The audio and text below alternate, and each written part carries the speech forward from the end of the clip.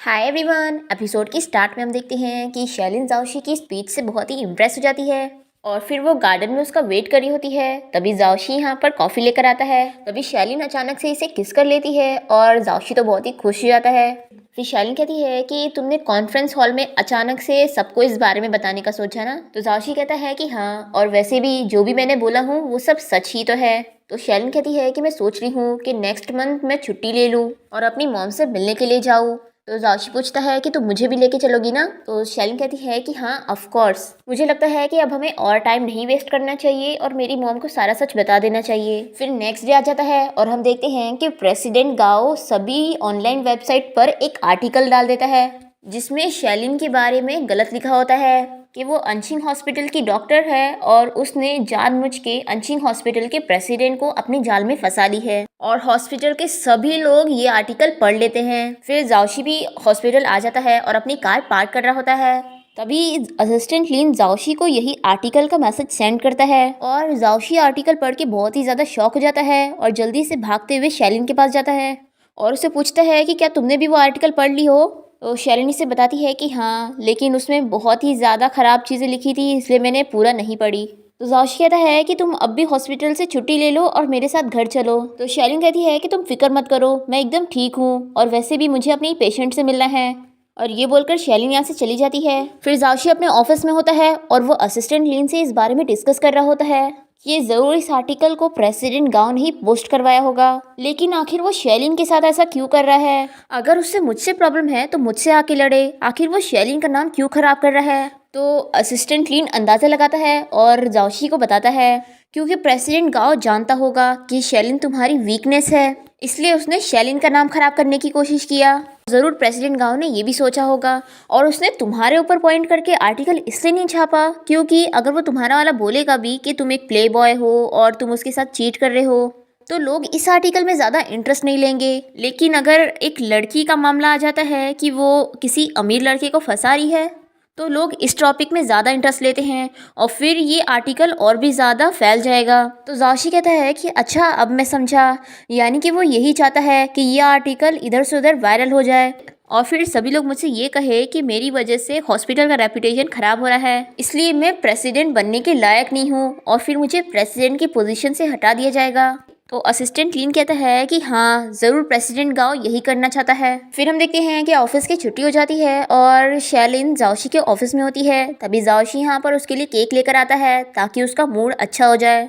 फिर शैलिन जाओशी से कह रही होती है कि सब मेरी गलती है, अगर मैंने सारे कलीग्स को इस बारे में नहीं बताई होती तो ये रूमर और नहीं फैलता और फिर ऐसे हमारे बारे में कोई ऑनलाइन पोस्ट नहीं करता। मैं डर रही हूँ कि इससे तुम्हारे करियर का रेपुटेशन खराब ना हो जाए।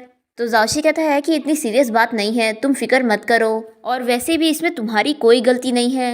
एक्चुअली में ये सब प्रेसिडेंट गाओ कर रहा है, वो मुझे प्रेसिडेंट की पोजीशन से हटाना चाहता है और तुम्हारी तो इसमें कोई गलती नहीं है, बल्कि मेरी वजह से तुम भी इस चीज़ में इन्वॉल्व हो गई हो। एक्चुअली में मेरे डैड ने मुझे इस कंपनी में काम करने इसलिए भेजा है ताकि मैं प्रेसिडेंट गाओ के बारे में एविडेंस इकट्ठा कर लूँ।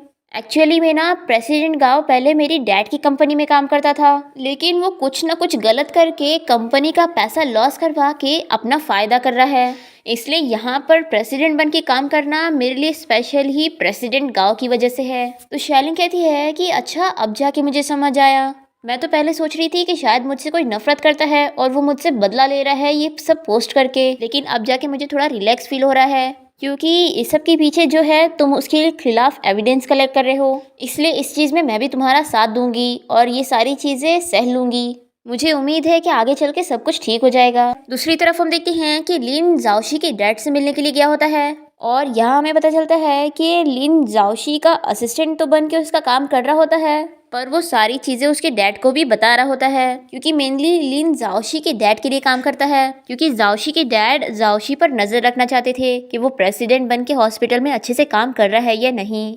फिर दूसरी तरफ हम देखते हैं कि जाओशी शैलिन को उसके घर छोड़ने जा रहा होता है। तभी जाओशी को असिस्टेंट लीन का कॉल आता है और वो इसे बताता है कि आपके डैड ने ऑर्डर दिया है कि कुछ टाइम के लिए डॉक्टर शैलिन की सारी शिफ्ट को सस्पेंड कर दिया जाएगा। फिर हम देखते हैं कि शैलिन घर आ जाती है और वो देखती है कि शाओशी अपने लैपटॉप में कुछ काम कर रही होती है। तो शैलिन से पूछती है कि क्या तुम अपनी नई नॉवेल लिख रही हो? तो शाओशी से बताती है कि नहीं, मैं उन सारे निगेटिव लोगों को जवाब दे रही हूँ जो तुम्हारे बारे में बुरे कमेंट्स कर रहे हैं। तो शैलिन कहती है कि तुम्हें इस बारे में किसने बताया?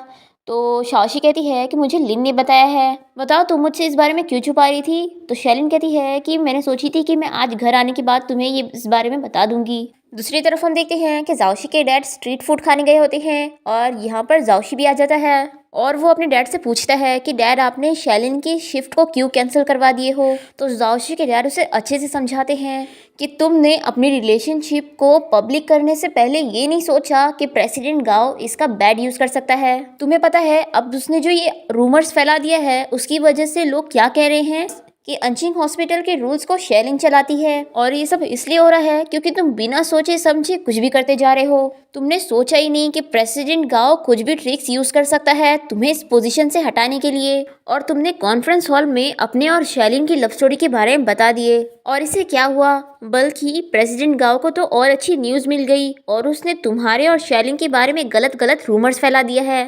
तो जाओशी कहता है कि हाँ डैड, मैं समझ गया, सब मेरी ही गलती थी। फिर हम देखते हैं कि नेक्स्ट डे आ जाता है और शैलिन अपने केबिन में बैठ के काम कर रही होती है। तभी शैलिन को बहुत सारे निगेटिव लोगों के कॉल आने लग जाते हैं जो कि शैलिन को कुछ भी कहने लग जा रहे होते हैं। इससे शैलिन बहुत ही ज़्यादा परेशान हो जाती है और अपना फ़ोन स्विच ऑफ कर देती है। तो शैलिन को हॉस्पिटल के टेलीफोन में कॉल आता है शाओशी का और वो इसे बताती है कि तुम्हारी मॉम तुम्हें कांटेक्ट नहीं कर पा रही है, इसलिए उन्होंने मुझे कॉल करी थी। तो शैलिन से कहती है कि ठीक है, मैं अपनी मॉम से बात कर लेती हूँ। फिर शैलिन गार्डन में आ जाती है और अपनी मॉम से कॉल पर बात कर रही होती है और शैलिन की मॉम ने भी शैलिन के बारे में ये सारी न्यूज़ देख ली है। तो वो शैलिन से पूछ रही होती है कि क्या तुम विलेज क्लिनिक में काम करने के लिए गई थी और क्या जाओशी तुम्हारा कलीग नहीं बल्कि तुम्हारा प्रेसिडेंट है? तो शैलिन कहती है कि हाँ।